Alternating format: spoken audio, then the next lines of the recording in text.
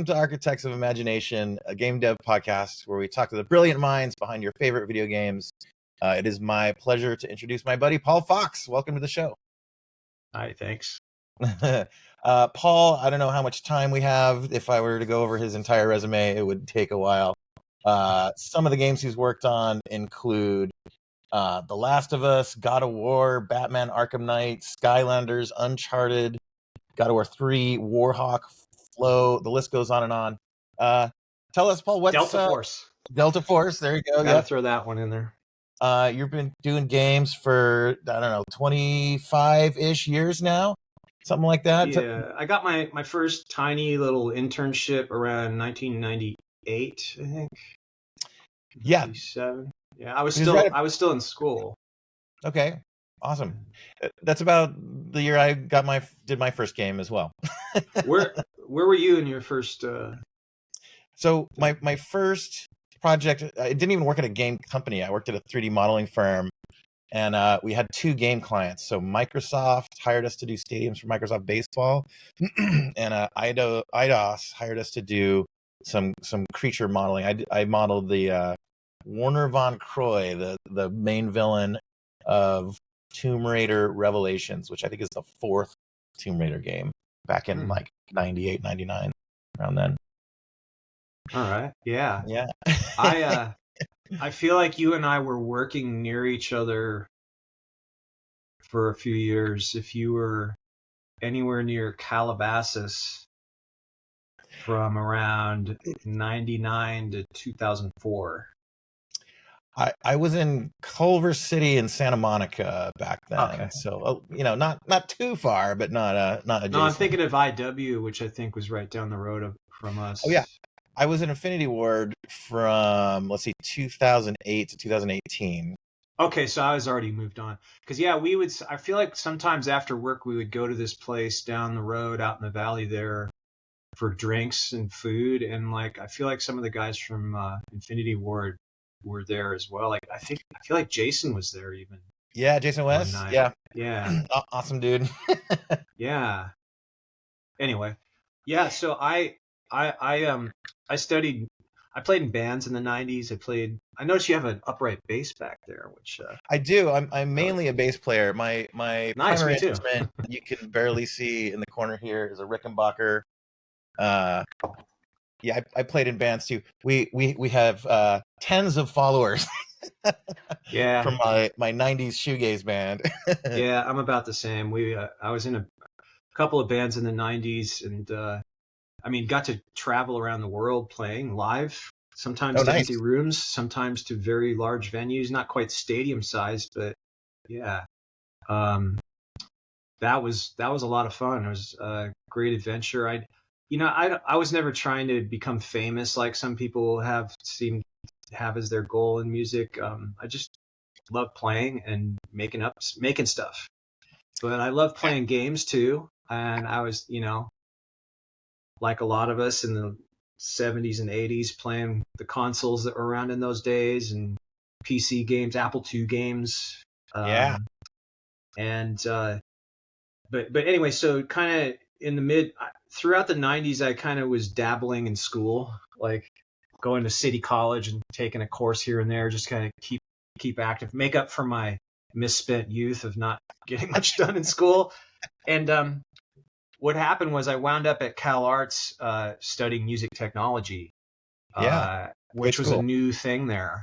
And anyway, so Cal Arts, so I went to Cal Arts, studied music technology, and it was right around then that my band activity started to fall off.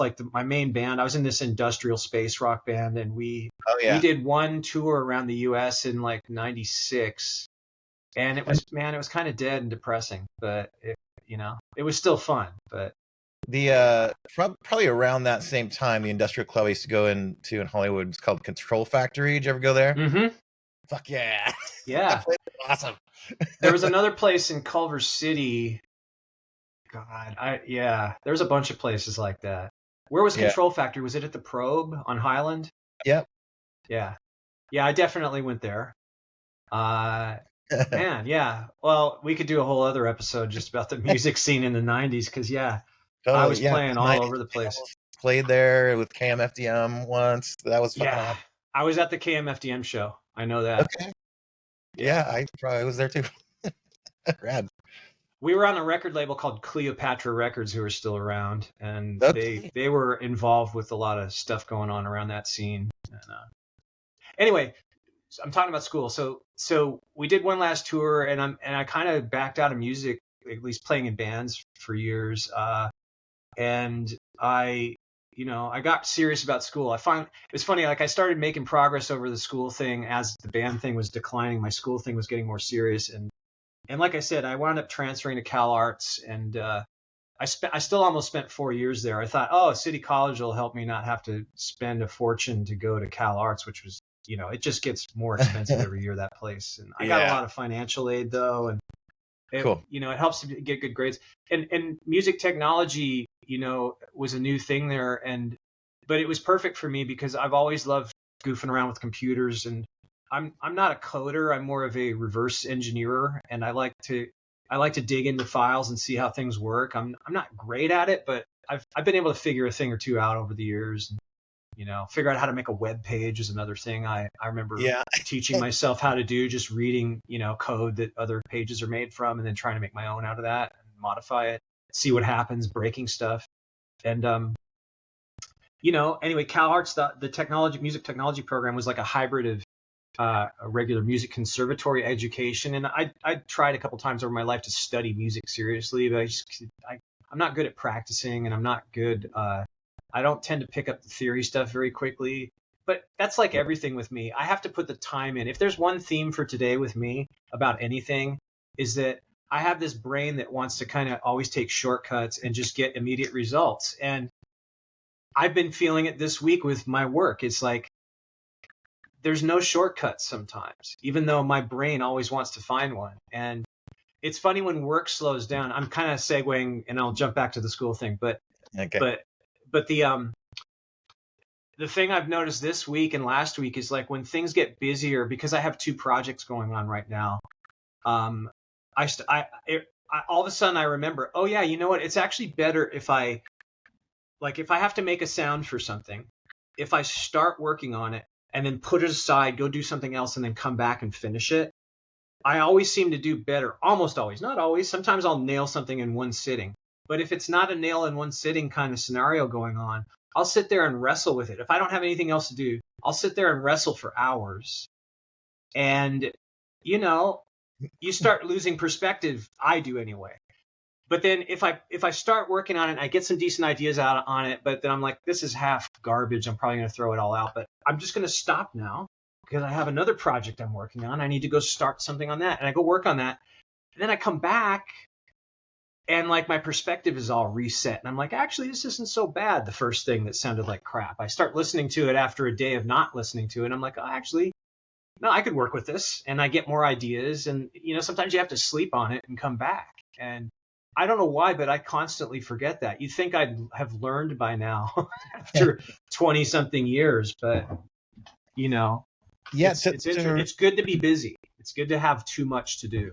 Yeah. And to riff on that a little bit, like I found the same. I think, yeah, I've kind of made it a habit now to just like allow my brain to not get frustrated, but like run at something until like you have kind of an impulse, and then like just walk away, go get a go get a drink of water, go do something else, go for a walk, kind of change your headspace, and then come back again, and you'll like look at it again.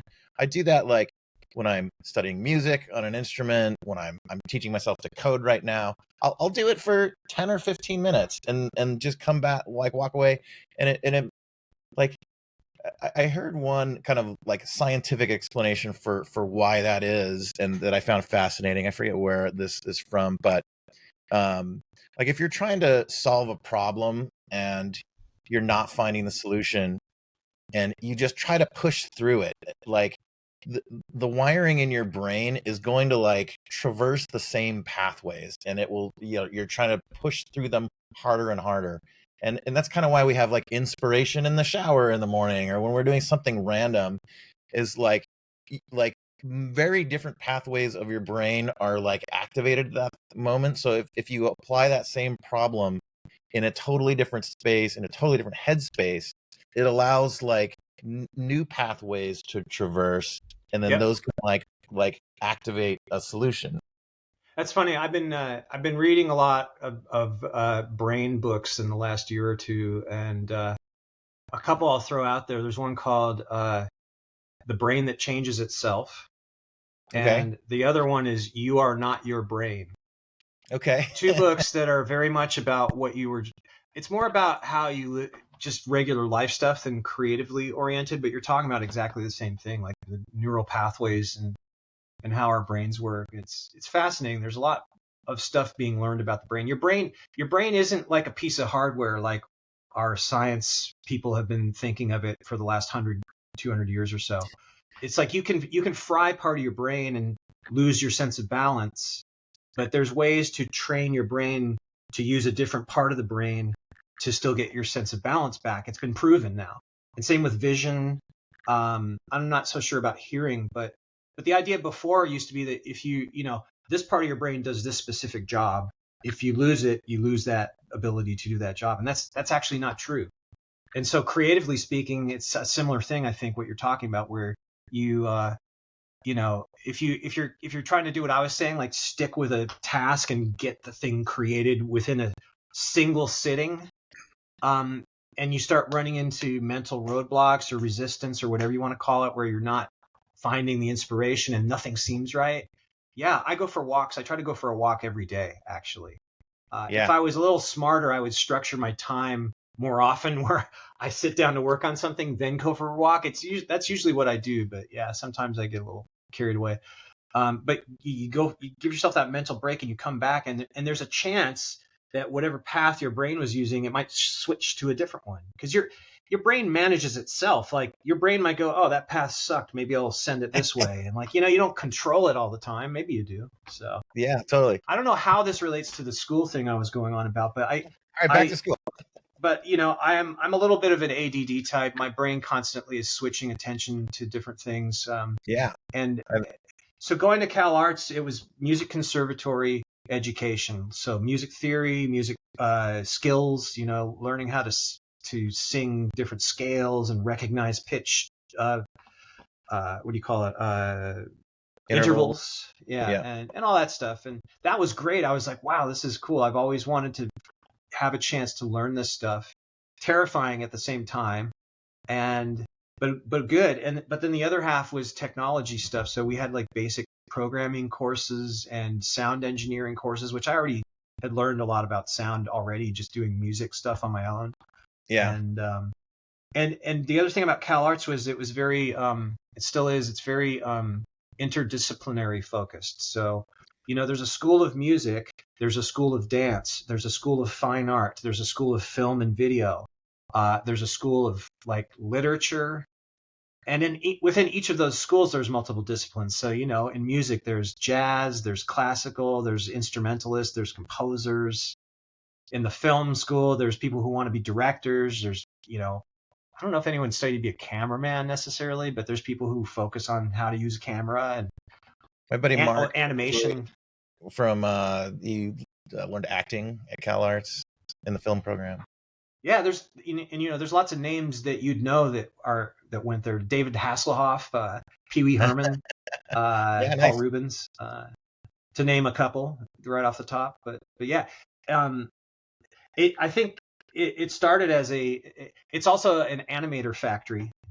We would have a job fair at Cal Arts, and they'd go to the job fair. You might find a job for when you graduate, and you go, and it was just like this whole room of tables set up of different companies, and pretty much every one of them was looking for animators. I was like, wow, why am I even here?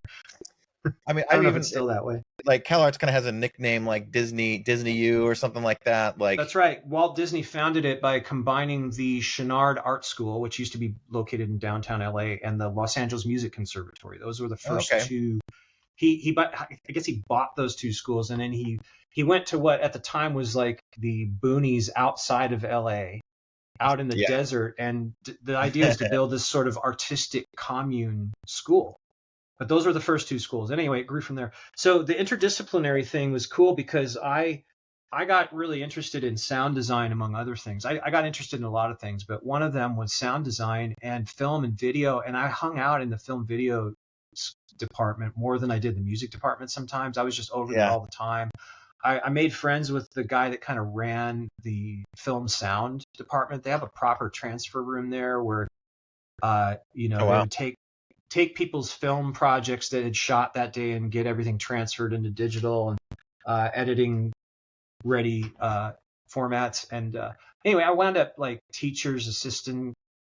I wasn't even a graduate level student, but I was TAing film sound classes and helping keeping the Mac two, was it Mac Quadras? We had Mac Oh, yeah. Quadras Ultras. in the little studio room, and The power. those things were so.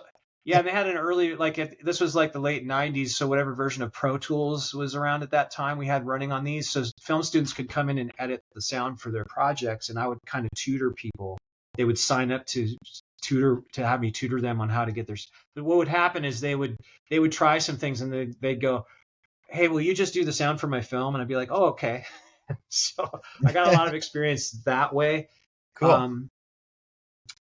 Anyway, it came time to graduate, and I was like looking at either becoming a film sound designer or continuing my education and maybe studying composition, musical composition, or games, game sound design. And I chose games. Now, do they I don't know that CalArts has a games program. Maybe they do now. No, I don't know. But no, I don't think they do. I check in every once in a while. I got involved in the alumni association there, and like a year or two ago, there was this thing where they would pair you up with a student who's about to graduate as a mentor. And okay. so there was at least two, maybe three people who I did that little mentor thing with. That was really cool. I'd do it still if they asked me, but it seems to have dropped off, or maybe the person running it moved on. But Huh. yeah, no, there's no specific game. I'm kind of surprised. I figured by now they would have something like that, but I don't know. CalArts sort of has, I feel like there's a philosophical thing at the top of the school that trickles down, and without getting into too much detail, I feel like it's more kind of maybe the fine art orientation kind of somehow prevents game design from becoming much of a thing there. I think they do offer game design as sort of a it's not part of their regular curriculum, but they'll have people teaching game design as sort of a special workshop thing that you can do there, but you're not like working on a degree when you do that.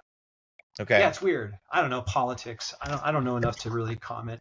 But the thing is that I took a class in interactive media or two. There's a guy named Morton Subotnick, who's an electronic music composer, did a bunch of stuff in the 60s that you'd probably know his name from. And he was a teacher there at the time. And he had this class that I took where we used Macromedia Director Yeah. to create a CD-ROM, Yeah. interactive CD-ROM. I took a Macromedia Director class at Fullerton City, like right around that time too. We were And learning. man, Flash it was like, hadn't really hit yet.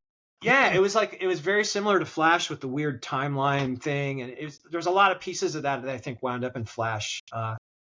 And yeah, I made this project using these I had these antique German postcards that are really neat illustrations, kind of like in the style of these Mexican cards that you see Loteria. around. I'm Yeah, correctly, but much more anyway, Middle Ages themed German cards about various punishments for people who have Oh wow. like fighting women, and it's these two women whose hands are like clamped in these wooden things, and they have a sign around their neck, or a guy that there's a bad musician one where there's a guy who has like a iron clarinet that's attached to his throat and he can't let go of it. And Oh no. I made this interactive project out of those cards where I scanned the cards in and then kind of made the sound of what was happening in the scene, and then have Cool. like a music loop playing on them. And that was kind of my first time, I think, that unless I'm forgetting something, that was probably the first interactive audio multimedia project I ever did, was in Morton's class at CalArts. And but anyway, so I had a couple of friends there. I saw this sign like as I was getting nearer to graduating, and it was an ad to go do sound work at a game company in Calabasas. And Okay. I called up and they'd already filled the roles. And it turned out it was two guys who were, one of whom was in the music tech program with me. And actually, no, they were both graduate students, but they were both working over there already. Oh man, And I was beat you to in the our punch. lab. Sorry. Beat you to the punch. Yeah, but so the funny thing is, like, I remember it was like near the end of a term and it was about to be summer break. And I was in, like, there was this lab you'd go in and use the computers that were way more powerful than whatever you had at home. And you do little assignments there. And one of the guys was sitting in there with me and he goes, "Hey, Paul, what are you doing this summer?" And it turned out they needed some extra help there. And I wound up over there. But it wasn't a slam dunk. I had to call, and the audio director, a guy named Tom Hayes, who I'm still in touch with today, I still work with occasionally. I called and I was like, he goes, "Actually, we don't really need anybody." And I was like, oh, and I go, well, I'd been reading enough about how to get a job in the game industry. Like, there wasn't as much as there is now, but there was still stuff around. And Yeah. for some reason I go, you know what? Would it be okay if I just came and hung out there for an afternoon? Like, I'll do something useful. Like, if you have, I don't know, if you have a sound effects library in that needs organizing, I'll do something to make up for you spending the time that I'm there. And he goes, "Yeah, all right." And so I came and hung out, and they did. They had this like closet full of like CDRs and DAT tapes that were field recordings. And yeah, they needed me to start organizing. And actually, it's funny because so I did that. I wound up in a film sound place later doing the same kind of thing as an internship. But when I was there, that gave them a chance to see who I was and see what I was like. And I feel like half the time they just want to see if you're crazy or annoying or just a difficult personality. Like that's half the game. Like, if they can see that you're somebody that they could tolerate having on the team, then that's a win. And so I hung out there and like we went and had lunch and we talked about games and sound and stuff. And next thing you know, that I got invited back to hang out again. And this time they threw some of the, what you call like some of the shit work level stuff that you get as an entry level person in my field, which is editing death sounds for Delta Force 2. Yeah, no, this was Novalogic. So, and Delta Force 2 is in production. And yeah, so I sat in this little room with headphones for like, I don't know, 4 to 6 hours a day, just listening to guys going, and editing those down and delivering assets. And it's funny how that stuff stresses you out. Talking about brain, like listening to a human being making those sounds for hours and hours, you have this sympathetic response that, like, I'd be tired at the end of the day. I'd have to just go straight to bed after a day of listening to that. And anyway, that went well. I got paid some money while I was in school to be editing sound. I was like, wow, I couldn't believe I was at a game company, though. That was the thing. Like, walking into that place, man, I was just like, God, I can't believe I'm here, Awesome. And then one day I'm there editing dialogue and they're like, "Hey, Paul, come here. We want to show you something." And they sat me down at this other machine and they wanted to see what I would do with the level editor. They had their own in-house level editor. And I think it was Tom showed me a couple things about how to put sound emitters in the level, like if you wanted to hear birds coming from a tree, there was a way to place a sound emitter in the level. Yeah. And so he just showed me a couple things. He's like, "All right, do that in the whole level." And so I sat there and, did some level sound implementation work that day.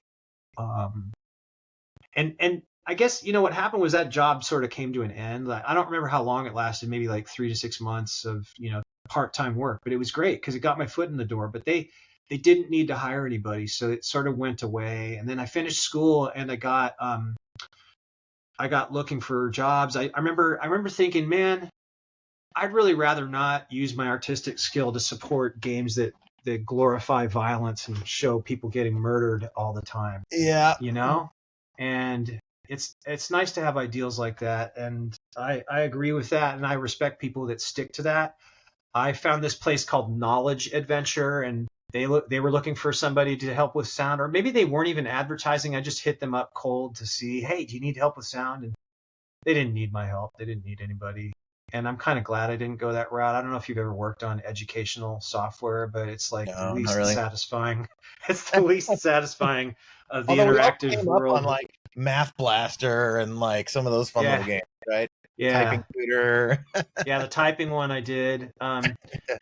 But yeah, educational software. I've worked on things over the years, but it's always like the lowest budgets and the least amount of flexibility, and it's just kind of, oh, it makes a sound, done, and there's no real kind of process. It's like alpha, getting things to alpha, but it's not. It's just done.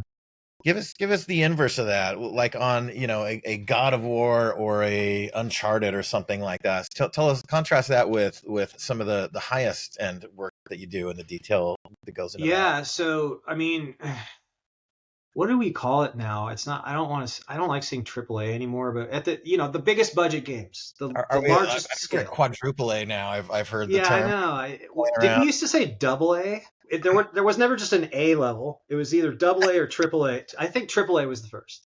I refuse to use quadruple A. It's too much. It's just And a new one I've heard is triple I, ah like like the highest of quality indie games. Is oh that a thing right. now? Well, that kind of gets into another thing I was going to talk about, but I'll leave that for later, which is when you've been in the triple A world and you've seen how things can be, and then you work on indie stuff, and how I feel like somebody who has the triple A background, it's a great challenge to work on indie stuff and to bring it's a great challenge to find ways to bring quality to indie level stuff that might not be there if you hadn't have been involved, because you know some tricks Yeah, that indie people have if they're only ever been indie, they've never been exposed to. And the funny thing about how when you work at AAA or whatever it is now, when you work on bigger budget stuff, there is so much more resource to make great stuff. But that when you have that great level of resources at the highest budget level, you're still having to be careful about how you use your time and your budget. It's not any different there. Like you could still go over budget. In fact, it's maybe even more important that, well, no, it's not. But that's the difference anyway. Working in a bigger budget environment like on Uncharted or God of War. I mean, I was at Sony PlayStation for almost 9 years as part of the what we called the service groups. Like I was on the internal sound team, which meant we weren't part of any particular development team. We would get moved around, and yeah. And so by I the way, got to work on a lot of different the stuff. old the guy in my '90s band, Dennis, who sort of followed in my footsteps and ended up in game audio. He worked at Sony, that same group after you, and he worked on His name event. begins with a B, and I can't pronounce it. I think I know who you mean. Was it Vestafka? Yeah, yeah, yeah. Yeah, I've seen his name. Yeah. Yeah, I yeah. don't know that I've ever met him. Yeah. He's yeah. We were in that shoegaze band in the '90s together. Okay. Wow. Anyway, yeah, I was part of that group from about 2004 to 2012, 2011, 2013. I forget. I lose track. Okay. Do the math. Almost 9 years. And working at that level, like, I mean, so I work on games now where I wear many hats. I do everything, which I love. I like being. Is that T-shaped when you do a lot of stuff?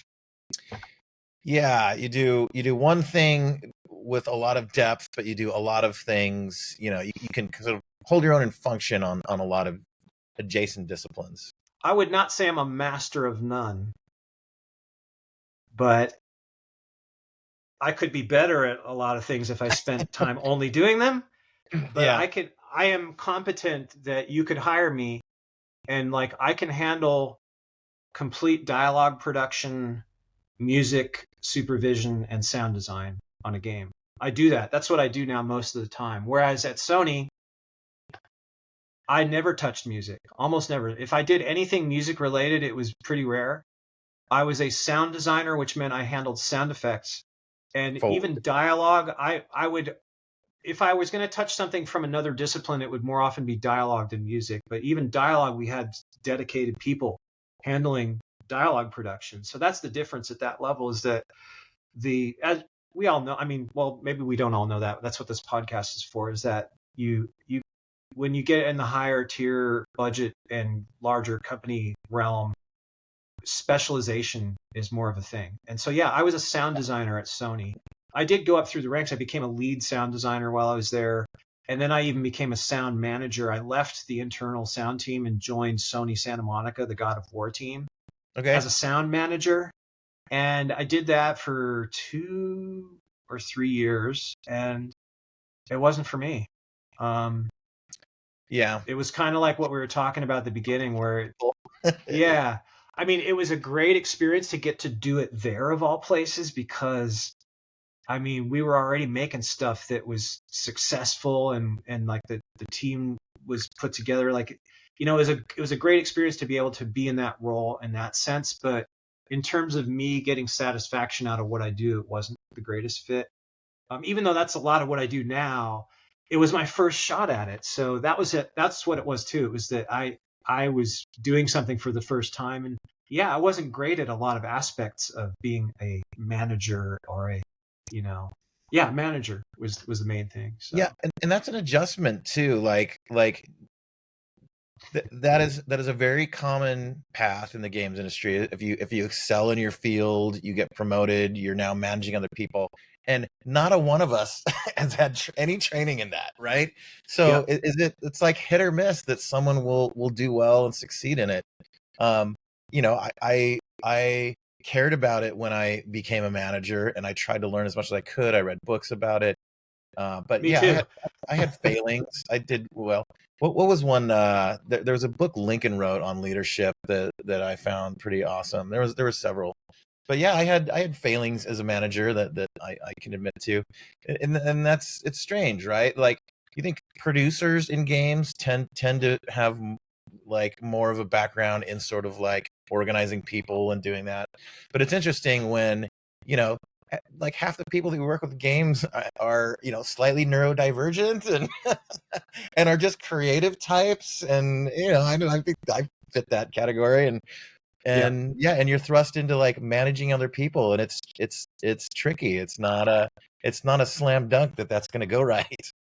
Well, it was my first experience really doing that. I mean, I'd had other experiences as a lead or a senior sound designer with other sound. I definitely had the experience of like being the key sound designer on a game, like on Uncharted and God of War 3 in particular, where it was like a massive project and we had a massive team. Like I can't even remember God of War 3.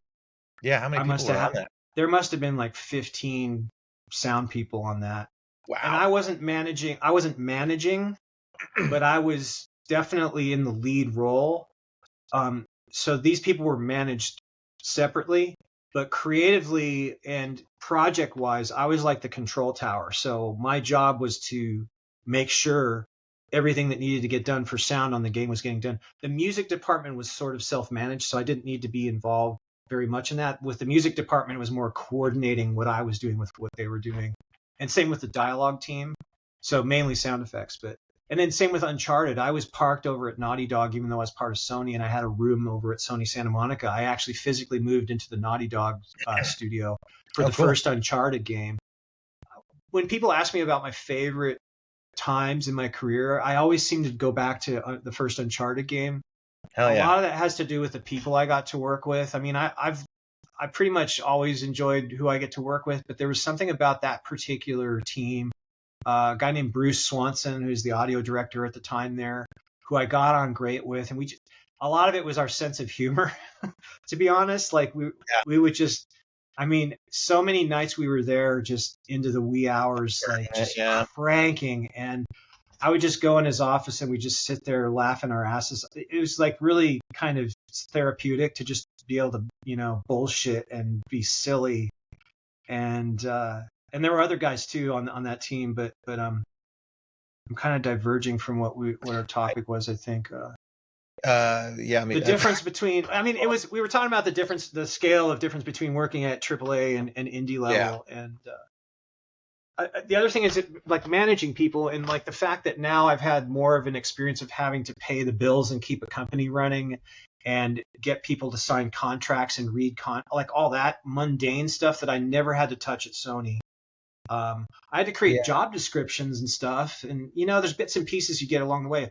I'm definitely much more well-rounded now than I was at that point. So yeah, could I be a manager now? Probably. Will I have to? Will I go deaf one day and maybe just need to do some other type of role? Maybe. I don't know. So Yeah, how much hearing loss did you have from being an industrial band in the 90s? I know I've got Uh, like I'm it afraid to stuck. say because it's a career, it's an important thing, but I have some hearing damage. I've learned how to navigate that in my career. Um, but yeah, and I may have done more hearing damage in the last 5 years when I've been working more on headphones. Anybody out there doing sound, be careful with headphones because it's much easier to lose track of how loud things are, and you sort of hit a threshold of pain where your reaction should be to stop pumping sound into your ears, but you sort of numb out to it, and then damage can happen at that point. So it's a Yeah, big don't topic that, don't but keep turning it up.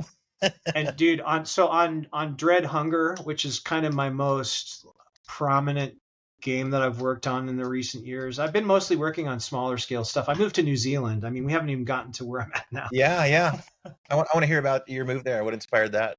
Yeah, so the job at Sony went away. There was kind of I feel like it was probably the most significant And by the way, round they of just had 900 layoffs today at Sony. at Sony. Yeah, across Naughty Whoa. Dog, Sony Santa Monica. They shut down the London studio. Fuck. Oh wow. Yeah, I can't even, man. It's a weird time. I've lost track of all the places. I didn't even hear that one yet. Yeah, that was Anyway, just yeah, so I don't know.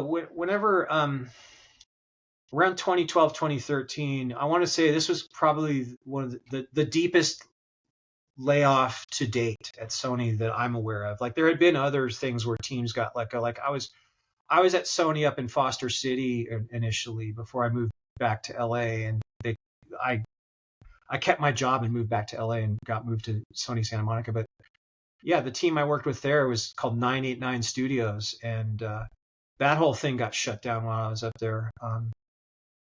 Anyway, so the layoff happened while I was on the God of War team on the internal studio, and yeah, I was part of that. And so I spent the next few years, and it was funny. I'd had my first kid. We had another baby on the way shortly after that, and I did at that time. I was like, you know what? Maybe I'm going to start my own thing, and I started freelancing and trying to start. I didn't start a company technically, but I started doing similar stuff to what I do now. And I was finding bits and pieces, but it's kind of terrifying when you have a kid. It's easier to not have a job when it's just me, but I had a wife and a kid, and yeah. You got a family to support. but I was finding contract work, so I had an I wound up back at Naughty Dog, and I spent a year. We mentioned Last of Us. I didn't really do much on Last of Us. I did a very tiny bit, but I can say I worked on it because I worked on Last of Us Remastered. So the first Last of Us had already come out. I showed up at Naughty Dog to mainly work on Uncharted 4, but Okay. we were also getting Last of Us Remastered done, which was taking the PS3 version of the game and kind of up-resing it for PS4.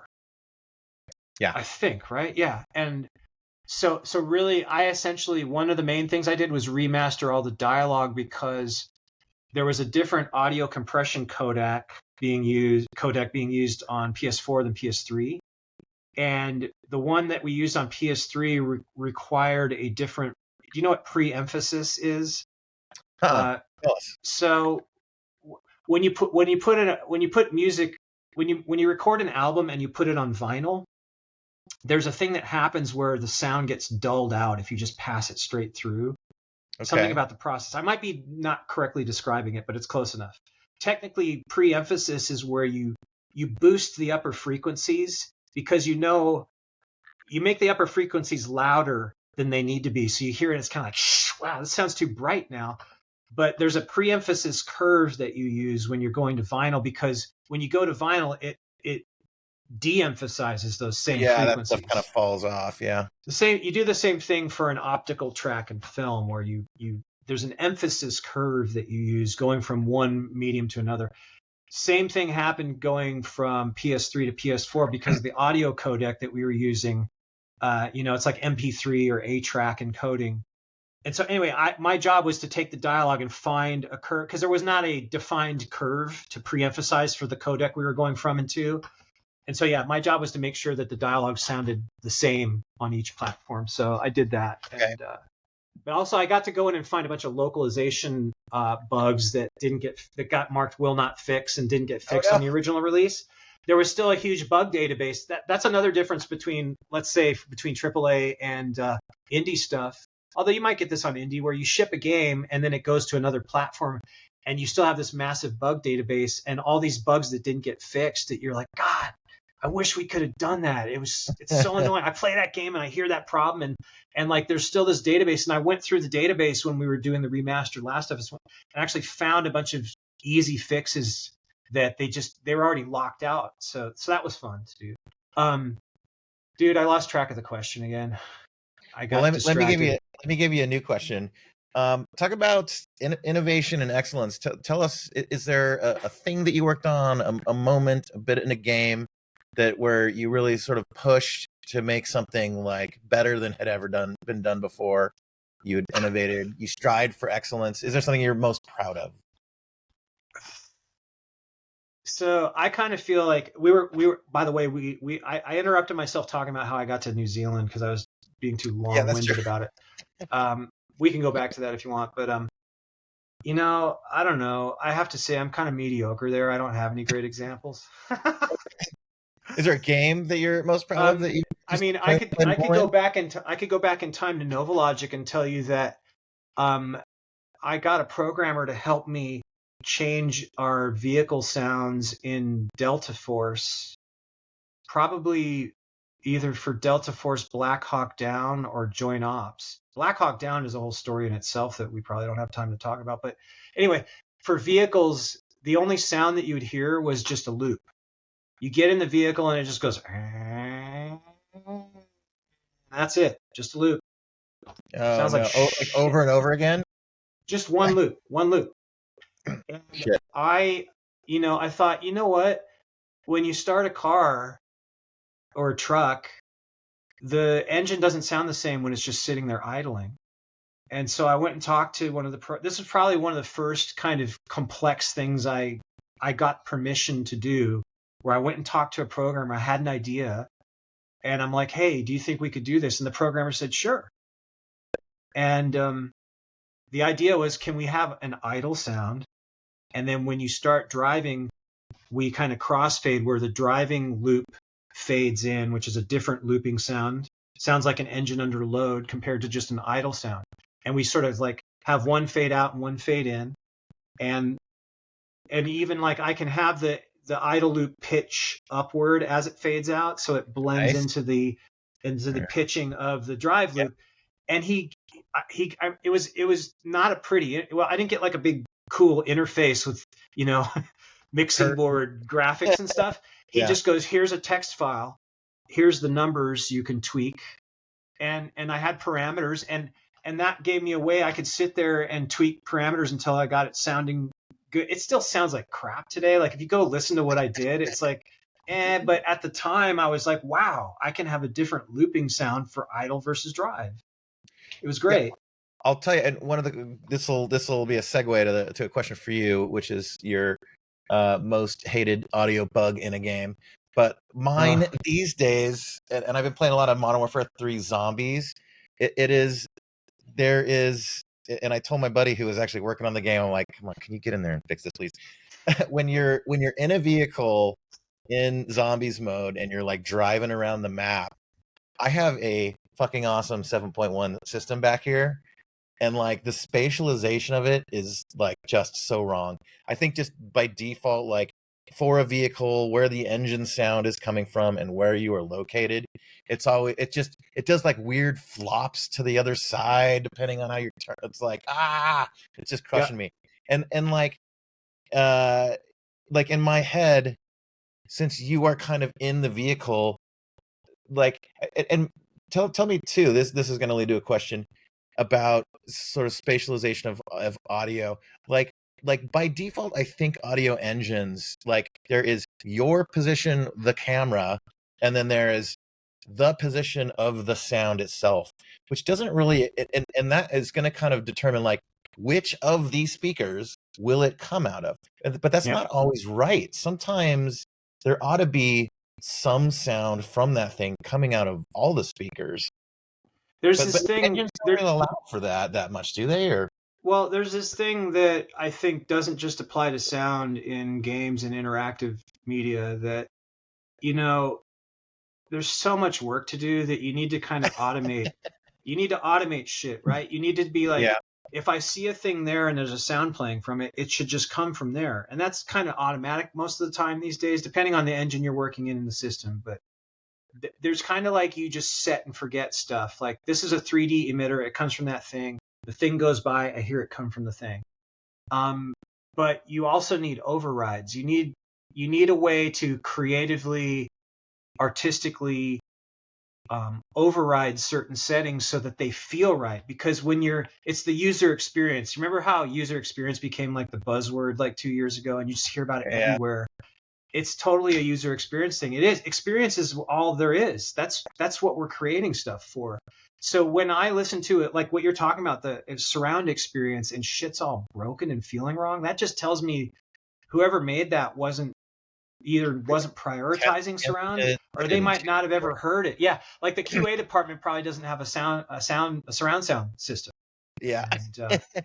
And you know what's sad is even like the guys doing the sound on that game might have all been sitting in surround rooms and known that stuff was broken, but were told, you don't get to fix this. Sometimes that's how it goes. So, Do you have a similar? did I answer the question? The question Yeah. was, yeah, okay.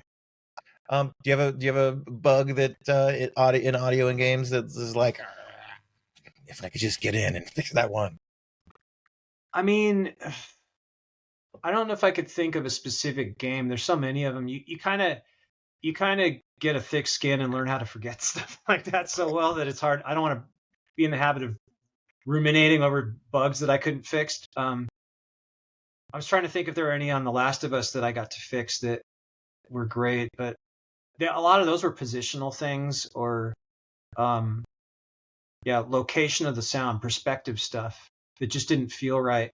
There was a scene in The Last of Us where you're kind of sneaking through one of those tent areas between two large buildings, and there's all these tents for some reason, and you can hear the bad guys and they're around. But there was like a threshold you cross where it triggered a scene, but it wasn't like a cinematic. It would just be something that would be happening. And the idea was that somebody comes running out of the building because he's just found, I think, a body of somebody you killed earlier, and he's coming to tell the other guys and alert them. And for some reason, it wasn't playing well. It wasn't feeling like the sound wasn't conveying enough information for what we wanted the player to know.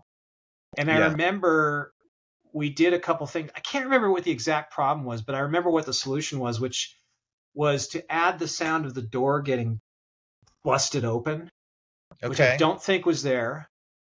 And if it was, it didn't sound positional enough. So we made it sound more like it was in the distance. But then the other thing was, as the guy's running, like he kicks a can or something, just to kind of give it more of a sense the guy, because you couldn't hear the guy running either, I think. So we added maybe a running sound, and it's just little details like that. To help you kind of echolocate the yeah. So that it's funny, maybe that doesn't qualify as a bug for a lot of people, but again, it's a user experience bug, because when I heard it, I was like, wait a minute, how am I supposed to know what's happening with this guy? I just hear this voice talking and I listen to what he's saying, but there could be a little more creative context that my brain goes, oh, this is what's happening. So we added the doors getting busted open, the sound of him running, and all of a sudden it's like, oh, a guy is running out saying this stuff, which some people might have gotten before. So yeah, not technically a bug. Another maybe bug realm thing, which is more not something that games have shipped with too much, hopefully, that I've worked on, but the idea that sometimes there will be an event that happens in a game that a game designer will not be considering the sense of timing and how it's good to stagger things as opposed to firing everything off the same event. it's a thing. It's a recurring theme when I get asked to talk somewhere about game development is taking a step back and listening to how things are playing and watching. It's not just audio, but audio is most often the biggest point of disaster with this sort of thing. It's like so let's say like your level there's a point that you need to get through in a level where you need to explode a barrier that's blocking you from getting from point A to point B. And so let's say you put plastic explosives, step back, detonate. So that explosion blowing up that barrier, that's an event. That's Yeah. like barrier destroyed, on to the next moment. And I was working on a game where, so the explosion sound plays. You're wearing a headset in the game that your captain is talking to you. It helps give you context and story stuff. The captain goes, "Good job, you blew up the barrier." And then there's like a UI victory little like Yeah. shit, my brain's going blank. Objective complete little notify visual, and there's a sound associated with that. And then there's a victory music cue. Yeah, and then there's a victory music cue, and then the NPCs react to the explosion. And so the first pass of that, I put all the sounds in, and everything fired on that same frame. And it's just like, good job, music going, blang, explosion. And,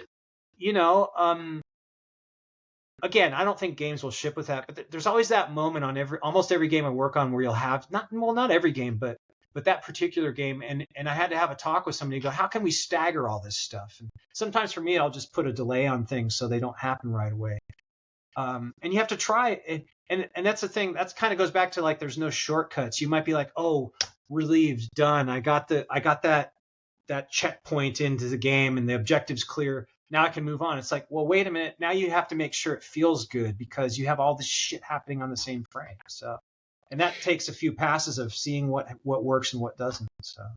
Yeah. And I think like, you and I having a musician background, even though I am pretty amateur at it, like that sense of like timing and rhythm and like the beat, I think is really helpful. And it really is, it plays an important role in effects too. I think one of the main problems we see with like student work just out of school is they have not developed that sense of like timing yet. It's like, okay, so a spell is going to have multiple parts. There's like an anticipation thing, there's a build up, there's a projectile that goes over, there's an impact thing. And they'll like, I can't tell you how many times, or even what like large percentage of the time you'll see people just like a second later, a second later, a second later for each of the things. And it just feels, I just say it feels metronomic. Like it feels too much on a pulse, right? And like one of the big tips that I give to people that to sort of like trump that is to like literally record your voice doing like visualizing the sound effects of the thing. So like that same spell, if you just bring up your phone and hit record on voice memos and go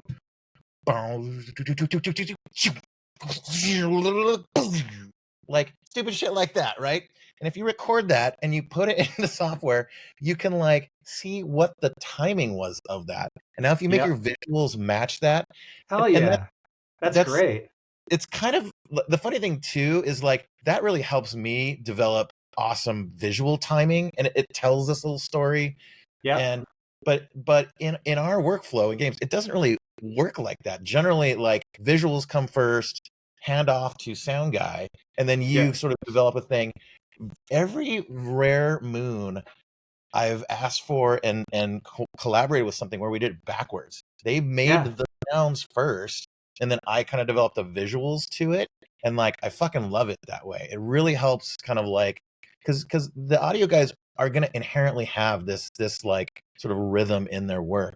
And it helps us sort of like put the visuals against that. I think that's a pretty cool. Oh, you're dead on, man. Yeah, exactly. I love it. Like actually, so we at Naughty Dog and other places, like a lot of times the VFX and the sounds are in the same exact files. Like they getting set from the same point in scripts and stuff. In fact, funny enough, yesterday I was just working with our VFX guy on the game I'm working on. We have this creature that does this kind of spit stream of liquid that'll hurt you. Yeah. And it's in Unreal 5, and it used to be on VFX and Unreal. Like if you want to play a sound, sorry, you can maybe trigger a sound, but you can't really track what the effects are doing. So there's no way to maybe synchronize very well unless you do some crazy coding stuff, which nobody would ever want to do. But the newer Unreal seems a little more friendly to sticking sounds in VFX. And anyway, I just asked this guy, hey, I could sit here for 3 hours and try to figure out how to make my sounds play off this, or maybe you could just show me where to do it. And so he put some stuff together for me, and I was just troubleshooting that right when we started this call, actually, because. Oh, nice. But yeah, it's totally a thing that I could make a sound for it, and then he matches the sound. Yeah, I love to do it that way. That's one thing I loved about the Call of Duty engine. Like even back in 2008 when I was working there, we were able to trigger sounds from the particle editor as a particle with spatial stuff on the particle. And the thing that was cool is a lot of times in effects, an important concept is intermittency, right? You don't want everything to be like just kind of you don't want it to be metronomic. You don't want it to be on a pulse. So like there's a building on fire. I've got this little like fire meteor, like boo, boo, boo, boo, boo. Like you want this intermittent timing, right? And like if they're just both triggered from script, the sound and like I don't have a good way to match what the audio is doing. So that was a cool thing where I could just have a little sizzle thing and then a little kick that I could just trigger with particles. And then all the other thing timing I did was sort of built into the sound itself. The other thing is like when visuals are kind of crappy, sometimes the sound is going to feel crappy when you get it on there. But then, yeah, you get the sound on there and then it exposes things. When it's a synchronization thing, and that's good because, yeah, then somebody listens to the sound and they're like, actually, that's exposing the fact that there's a rhythmic pattern to something that shouldn't be so regular, for instance. Yeah, no, that's a good example.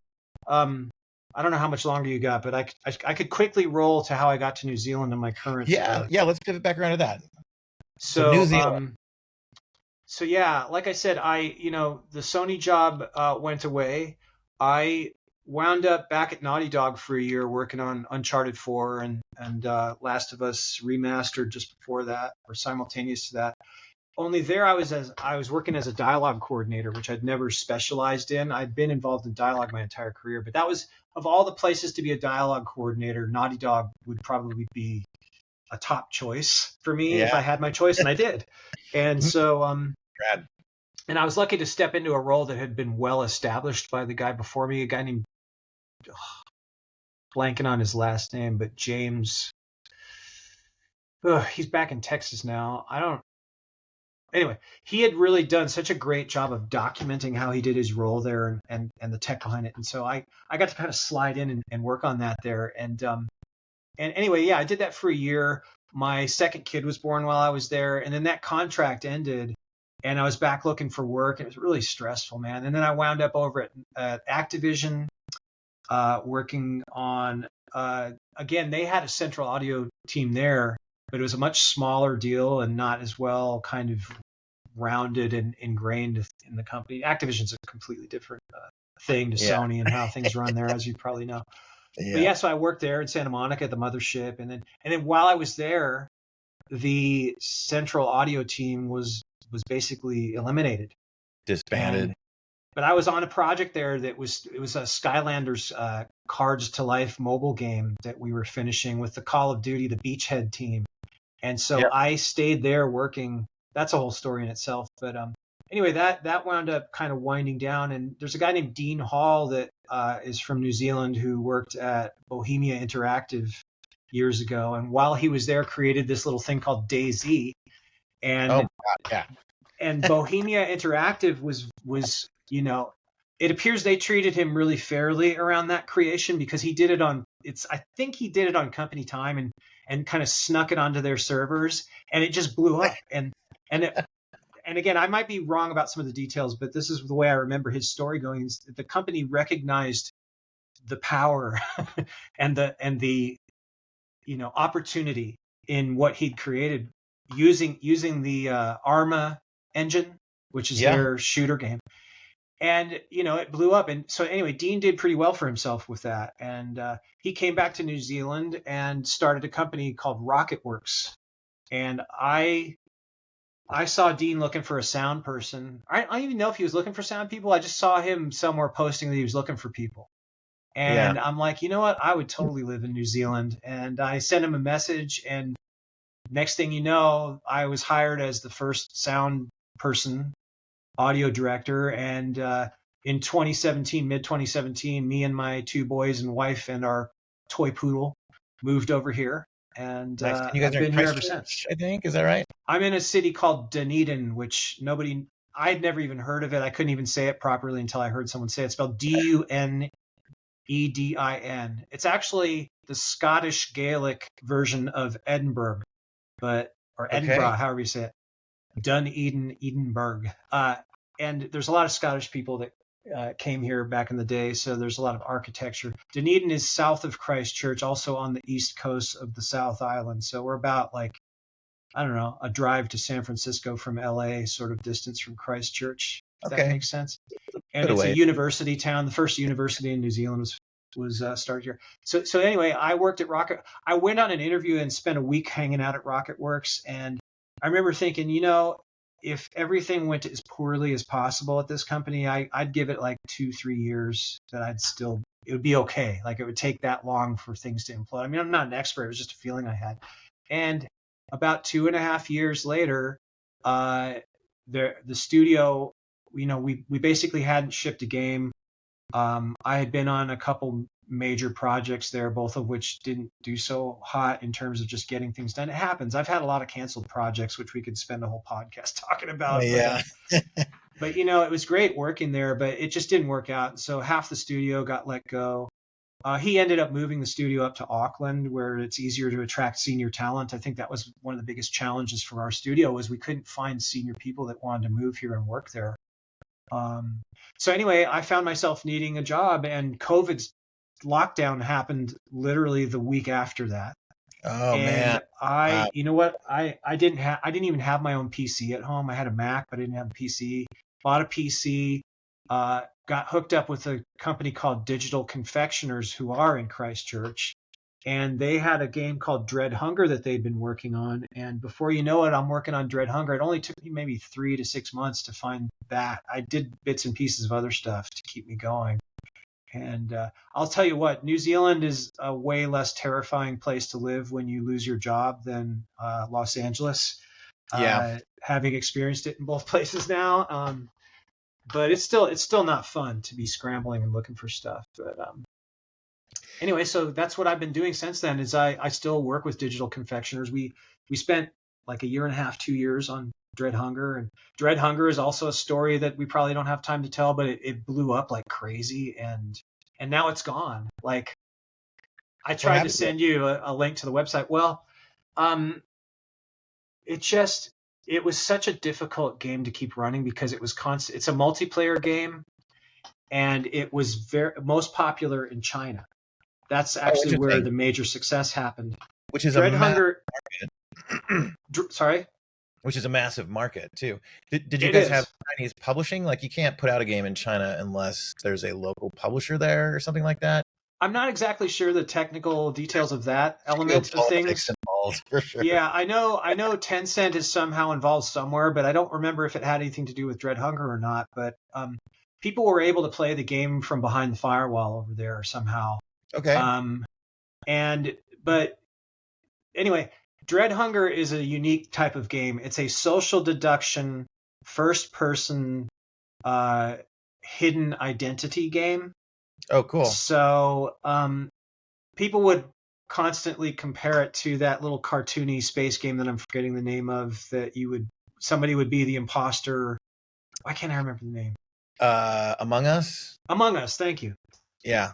We That's a get fun compared to Among Us all the time, but we were a first-person realistic world type game, and there was voice over IP. A big part of the game is being able to talk to your teammates.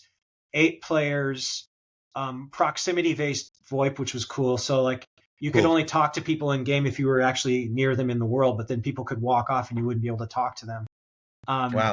and so and it was a survival game. It was based on. Did you ever see the mini series called The Terror? Huh. Um, it's about the British naval excursion in the mid 19th century. Two British Royal Navy ships tried to navigate through the Northwest Passage during the winter and wound up frozen in the ice, and everybody died. And uh, that's what our game was based on, was that same event. And so the Okay. survival element is the ships are frozen in the ice, and you need to get off the ship and go scavenge for supplies. And but secretly, two members of your crew are thralls, and they've been possessed of some evil spirit that they have magic powers, and their job is to sabotage the rest of the Everybody. players from successfully surviving. And So they have there's a food. couple other things. So Brad. in China, there was this party game called Werewolf that was very popular. Yeah, I've played that at conventions. It's pretty cool. So in China, it became so popular that I guess there's like reality TV shows where celebrities are playing werewolf, and Oh wow. it's a huge thing. And somebody in China even tried to make a video game and failed out of it. And for some reason, people in China probably, I think what happened was a couple of streamers in China started playing Dread Hunger, and were like, whoa, this is werewolf. Yeah. And we all of a sudden our Steam message boards are filling up with people like, we love the werewolf game and all this. I mean, you'd have to translate the Chinese to understand what people are even saying. Now, with that great success in China comes a great amount of denial of service attacks. Our servers were getting pounded. We were Oh getting no. attacked daily. And cheaters, like rampant cheating, and people coming into our lobbies and selling cheats to people, and they would name their lobby with the name of the cheats they're selling. There was even prostitution being advertised on our servers, which is amazing. I don't know if it Crazy. was real world prostitution. It was like, hey, pretty girl wants to play Dread Hunger with you. Come join me. And who knows? But anyway, Wild. so the team got so bogged down with fighting all the negative things that come into play when your game blows up. Like, we got to a point where the servers were getting pounded so badly, and we were being hosted by Amazon. Like, we got some kind of like deep internal crack Amazon team that was helping out with stuff. They're like, wow, we've never seen this scale of an attack before, kind of thing. And you should talk to James and Sam about this if you can, because the guys that run Digital Confectioners, because they'll be way more interesting to hear from about that stuff than me, I think. But anyway, so that game blew up, and it was a lot of fun to work on. Like, the team was great. We would play test it constantly, and I was basically the only sound guy. I had a lot of help along the way, but I was kind of the one consistent guy that worked on that from beginning to end. And so Nice. and we're working on something else right now, me and those guys. So one of the two things I mentioned. Okay, that you can't talk about yet. Yeah, I'm not sure how public we've gone with it. Like, there might be a demo soon to play, but yeah, tell you later, I guess. But yeah, and then the other thing is I'm moving. I'm finally right now. I'm looking for a place. My phone just rang. I'm hoping it's the place I want to get, because the dream is that I will move into a place where I have a different room where I work than where I sleep. That would be nice. It's Yeah. like, I'm not aiming super high, but that's my next goal. And I want to grow my company too, though. That's the thing you and I hopefully get to chat more about, is like how you break. There's this threshold of, I want to do all the work. I love doing what I do. And the threshold is, I need some other people to help me. I need to start. I want more revenue for my company. I can only make so much money because I'm only available so many hours during the week. Yeah. I hire other people, and then I take on more jobs and then I have to let the other people do their work, but still be the shit umbrella for the stuff they don't need to be bothered with from the clients. And yeah, I'll tell you that our sort of origin story too was back in I'd left Call of Duty. We'd moved out to Savannah. My plan was just to kind of freelance a little bit and like semi-retire maybe. And I just getting hit up for so much work that at one point I'm like, well, rather than me doing the contract, why don't I start company, hire person. Yep. And then I had 2 contracts at once that like someone else was doing the other work. So I That's what had I've been SCAD, doing. Yeah. I had SCAD here in town is the local university. So it was basically when, I basically I'd been hit up for 2 or 3 jobs, and I'm like, okay, I'm gonna turn this down. But I'd already kind of got my hooks into some of the professors here. I'd go get pizza and beer with them. I'd be like, all right, who's graduating? Who's awesome? They'd have like open houses at the end of the semester to show like student work, and then the kind of stars aligned. And yeah, it was basically me spending a weekend of like, talk to the wife about it. She formed company documents. I made website with, Squarespace. The like the most time consuming thing was make demo reel. Was take all the work I'd ever Ah, done I and like hate doing that. Yeah, put, but put it's demo reel really fun. together. But Yeah. once I did that, and I had like stuff I could screenshot, typed up a website. So like form company, type website, basically start talking to the first person I might hire. And it's like, all right, well, we've got incoming contract, person that is available.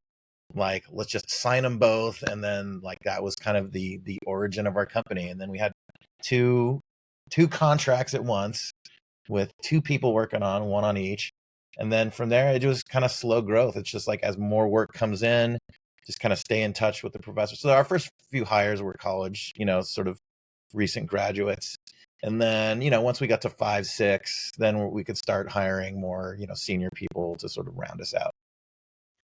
Man, But that was so basically very it. That's how we very started. similar to me. Yeah, I live in a university town and there's game dev courses. I was teaching game design at the Polytech here for a year.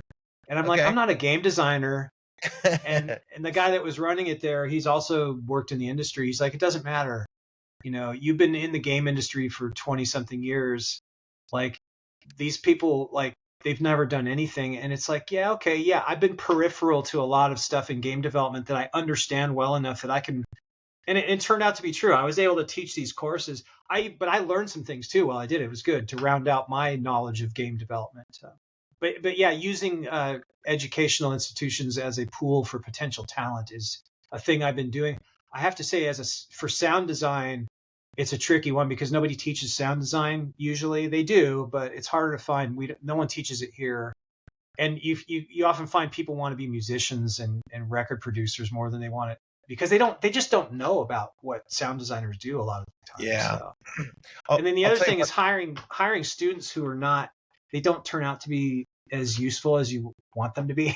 That's yeah. another tricky thing. So In our early days, our hiring was all on contract. So like we have a contract with a client.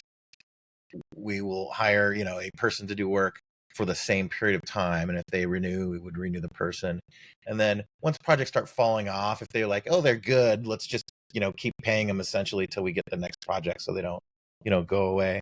So we did that for the first couple of years to sort of like do our initial growth period. And then these days we only hire like full-time permanent staff if for the most part.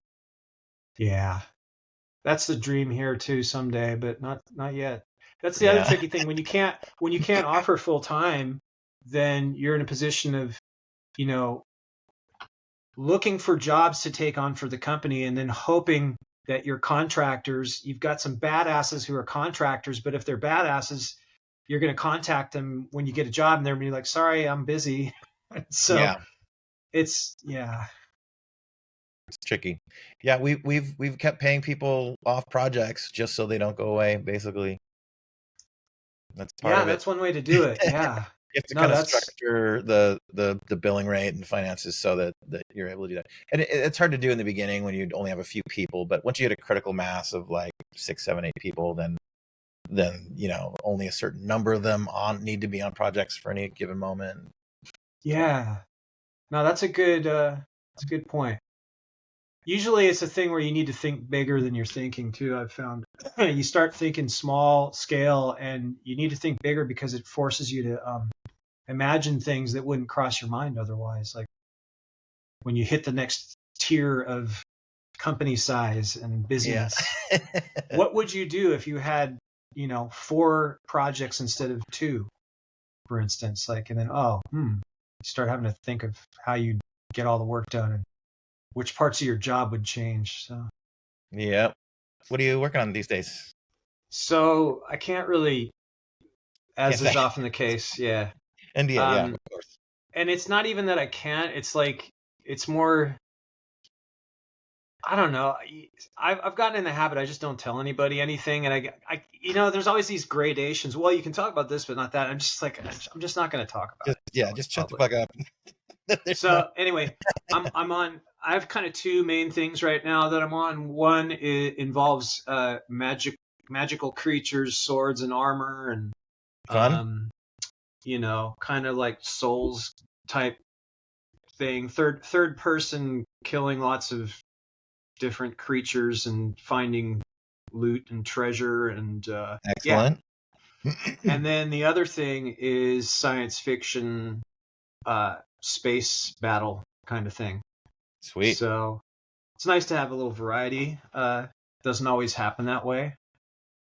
Yeah, It kind of reminds me where I think you and I both come from in our careers, where I suspect you'll relate to this, working at a company that makes military shooters, and that's all we do. for a decade. Yeah. And there's kind of a point where I go, I mean, I love it. I love working on anything interactive.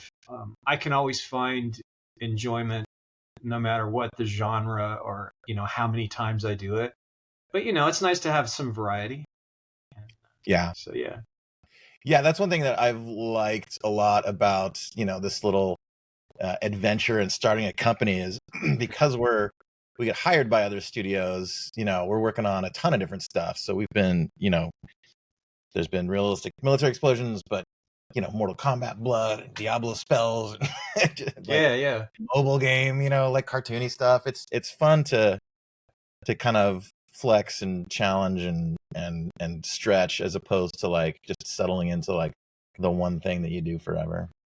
For sure. It's like, it's more creatively healthy, I think, when you have to keep jumping onto things that you're like, whoa, I don't think I've ever done this genre, or I haven't done this genre in years. Like I'm used to this other, like it's like, you're flexing different parts of your creative brain or soul or whatever. It's way better exercise to be able to do that. But then Yeah. at the same time, when you're stuck again, if I was at Nova Logic here still, which is where I was doing military shooter stuff, if I'd stayed there 10 years or something, it would be the same thing, but I'd be looking for ways to find new methods of doing stuff within the genre. I don't know. It's more fun to do different genres, I want to say. Yeah. I'm trying to be trying to be positive and getting stuck in one genre, and it is. There's ways to be positive there. I don't know. It's nice to have job security too, but that's an illusion. Yeah. I could spend this whole time asking you about your business because I've been doing a similar thing. I would like to never work for a company in house again.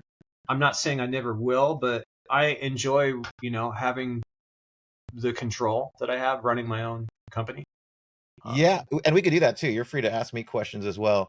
Yeah, But yeah, I'm with you right there. Like after, working for the man forever. It's great. And like that's how you come up and you got to do that for a while.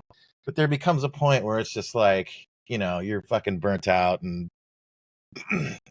yeah, doing things your own way it can be gratifying. You can, some of the complaints that you have about how things were done at a place, you are free to correct. and yeah, and then you try, and then you're like, oh wait, it's not as easy as I thought. Oh, well, that's what was going on. I was so frustrated, and now I wouldn't be frustrated if I worked somewhere for somebody else again because I know more about what they're dealing with that I couldn't see at the time. yeah, It's totally. uh, it's eye-opening to have to run your own business and to deal with a lot of the uh, day-to-day stuff and administrative stuff. I mean, last year I was actually ready to hire somebody to handle a lot of the admin stuff that was taking me hours because I'm like, man, I like doing what I do because I like to be hands-on. One goal for running my own company is that I continue to be at least 50% of the time making stuff still and actually working on the projects. But as well as I, like that, there's times where Yeah, you're just not going to be able to do that. So that's true. And it's kind of a bitter pill to swallow too, because like, nobody gets into fucking making video games to be middle management and push paperwork, right? And do meetings. We're all like creative at heart, right? That is the impulse for jumping into this career. I got lucky just in that, like, the wife who founded the company with me, she's got a legal background. She worked for she was in the oh legal yeah, team for a massive media company, and that's made it really easy. She's handled all the contracts, legal, company formation, HR, and I've got to mostly focus on the fun, like blowing shit up, making cool, cool stuff yes, part of it. But now that we're like 15 people or so, those times are kind of coming into an end for me too. I've got enough like company running stuff to do now to just keep the wheels turning and clients incoming and reviews and everything, that I don't have a ton of time for hands-on stuff anymore. It's a little bit of a bummer. yeah, and it's a bummer.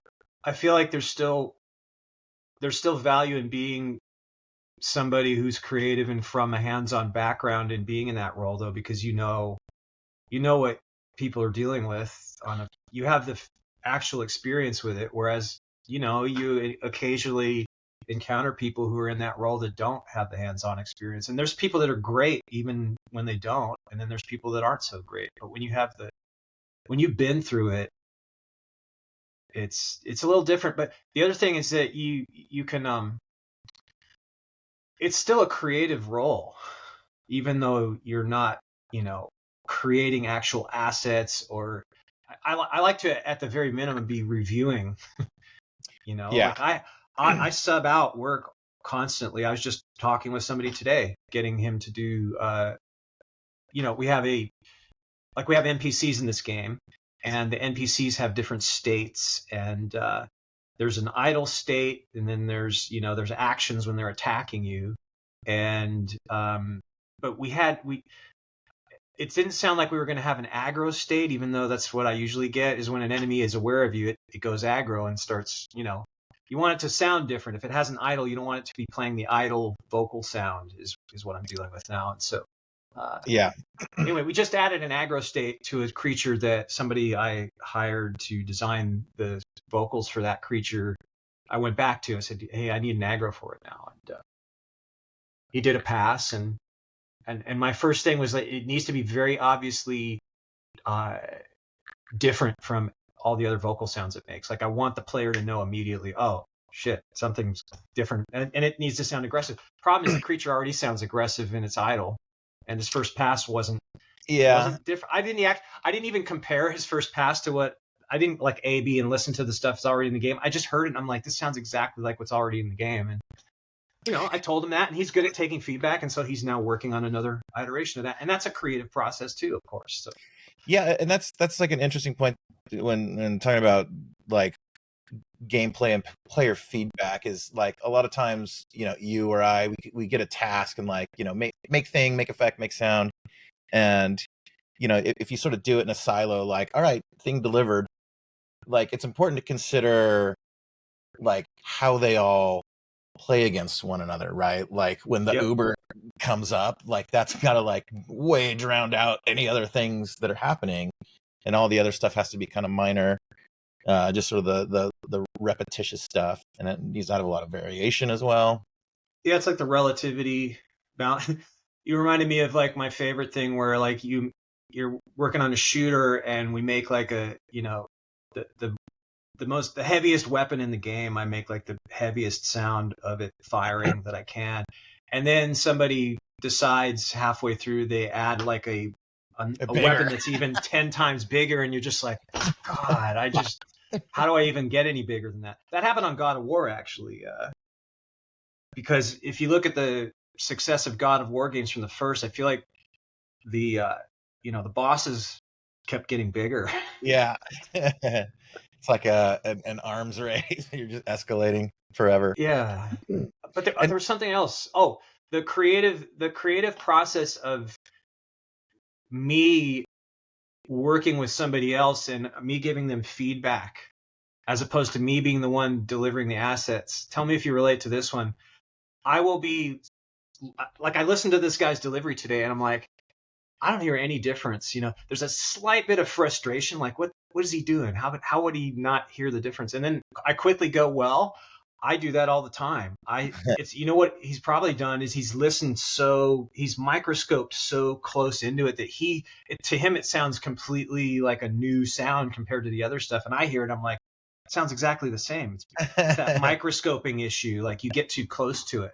That's why it's good to work in a way where someone can give me feedback, because I mean, as you go as an artist, I feel like you get better and better at zooming out and perceiving things the way people other than me will perceive them. But I still get stuck in it sometimes. But there's a sense of relief. It's like, as I'm talking to this guy, I'm like, man, I'm glad I don't have to figure this out. He does.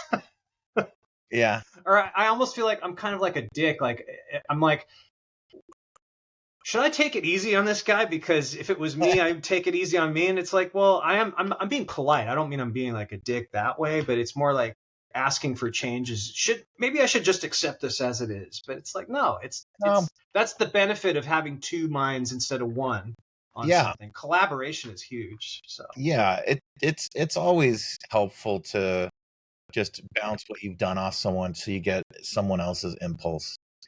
And that's something that takes a while to learn, right? I think, like, especially like kids going to art school, like, everything you make is precious. This is my wonderful drawing. And you kind of have to pivot your brain to like a new place of like, everything is up for grabs. You may not agree, or you don't have to do everything that is other people's impulses on your work, but I mean, one needs to learn to like just listen openly to feedback you're getting. You're kind of fucked if you don't. Yeah, I mean, again, just going back to this exchange this morning that I had, it's kind of like the thing where it's easier for me to critique someone else's work than my own. And because I'm not as attached to it, like you said, it's not even though I've grown, definitely, I know how to take feedback. I don't get offended ever by feedback, even if it's offensive feedback. It's just like, okay, that's just how this person communicates. I don't take it personally like I would have in my younger days. But yeah, in reverse, like, giving feedback to somebody else, it's so nice to not be, I don't know if it's emotionally attached, but maybe there is a little emotion, but it's like, I don't have a personal attachment to what he did. But I still want the thing we're working on together to come out awesome. So in a way, it's more fun to collaborate that way sometimes, especially when you get that communicate. If you work with somebody for a while, you start getting better at communicating creatively with each other. And yeah, you build some really great relationships that way.